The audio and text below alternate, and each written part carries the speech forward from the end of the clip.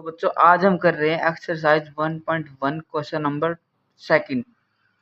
तो एक बार हम इनकी स्टेटमेंट पढ़ लेते हैं। इसमें लिखा है so that the relation R in the set of R of real number, जहाँ पे हमारे पास रिलेशन के अंदर कंडीशन दे रखी है a, b such that a less than equal to b square is neither reflexive nor symmetric nor transitive.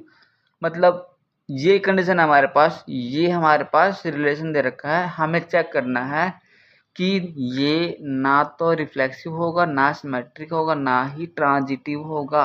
इसका solution अभी पहले ही राइट कर लिया था, जिससे कि बताने में ज़्यादा टाइम ना लगे। तो चलो हम सॉल्व करते हैं। देखो बच्चा, हम सॉल्यूशन पे चलते हैं। अब हमारे पास क्या था, यहाँ पे एक रिलेशन था जिसमें हमारी ये कंडीशन थी A B such that A less than equal to B square.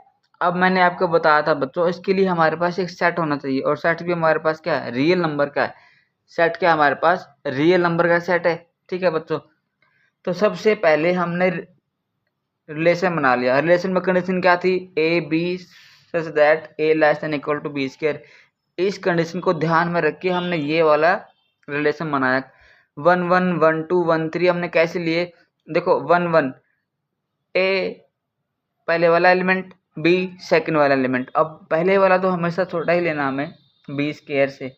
तो अगर आप 1 1 यहाँ पुट करोगे तो 1 less than equal to 1 square, मतलब 1 लेस देन इक्वल टू 1।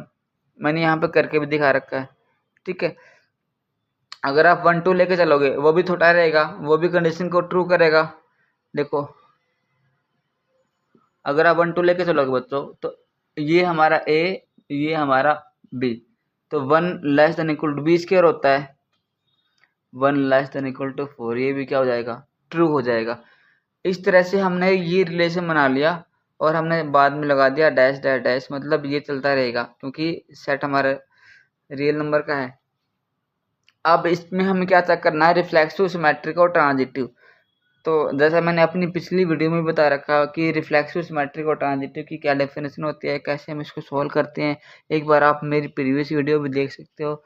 तो रिफ्लेक्सिव के लिए ए बिलोंग होना चाहिए आर के अंदर। ए का मतलब सेट से हम एलिमेंट लेते हैं और वो सेम पेयर के अंदर, रिलेशन के अंदर होना चाहिए। ठीक है, अब सेट तो हमारा रियल नंबर है, रियल नंबर के अंदर पॉजिटिव नेगेटिव सब होते हैं, और फ्रैक्शन नंबर भी होते हैं, पता ही होगा बच्चों आप सबको। ठीक है, अब हमने क्या लिया यहाँ पे, अगर हम 1 1 2 2 3 3 4 4 सेम पेयर के अंदर लेके चलते हैं तो वो ऑलवेज बिलोंग कर जाएगा आर के अंदर। अगर हम माइनस वाले लेकर चलते हैं सेम पेयर के अंदर, वो भी ऑलवेज बिलोंग कर जाएगा आर के अंदर। लेकिन अब हमारा जो सेट है वो रियल नंबर का है। रियल नंबर के अंदर तो पॉजिटिव नेगेटिव के अलावा भी तो होते हैं बच्चों, फ्रैक्शन वाले भी होते हैं। ध्यान रखना, जब भी आपको इस टाइप की कंडीशन मिले A less than equal to B square या फिर A less than equal to B cube, वहाँ पे आप ऑलवेज फ्रैक्शन पे जाओ, पहले से ही फ्रैक्शन पे जाओ। और फ्रैक्शन में आप चेक कर सकते हो 1/2 1/2 पे, 1/3 1/3 पे, कोई भी सेम पेयर में फ्रैक्शन ले लो। हमने यहाँ पे लिया 1/2 और 1/2। अब चेक करो, 1/2 A less than equal to B square था, 1/2 का स्क्वायर हो गया। तो यहाँ से मिल गया मुझे 1/2 लेस देन इक्वल टू 1/4। यहाँ से मिल गया 1/2 की वैल्यू 0.5 और इसकी होती है 1.25, 0. तो 0.5 बड़ा होता है, मतलब कंडीशन फॉल्स हो गई।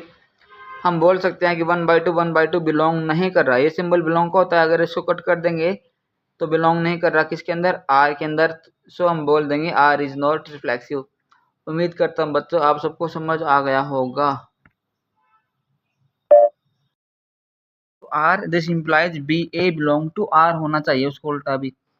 अब हमने क्या किया, 1 2 लिया था, बिलोंग कर रहा था आर में, लेकिन 2 1 बिलोंग नहीं कर रहा आर में, तो क्या हो जाएगा, आर इज नॉट सिमेट्रिक। अब लास्ट करते हैं बच्चों ट्रांजिटिव। ट्रांजिटिव के लिए क्या कंडीशन होती है, A B belong to R होना चाहिए and B C belong to R होना चाहिए। वहां से हमें मिलता है A C belong to R. अब हमने अपनी मर्जी से ले लिया क्योंकि इसको हमें फॉल्स प्रूव करना है, तो कुछ भी एग्जांपल हम ले सकते हैं। आप भी इसके अलावा भी कोई भी एग्जांपल ले सकते हो।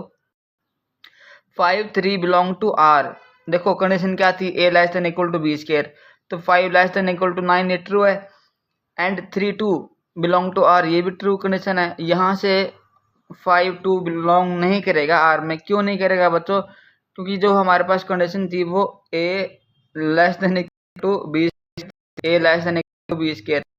अब A less than equal to B square, ये तो फॉल्स हो गया, ठीक है। तो हम बोल आर इज नॉट ट्रांजिट।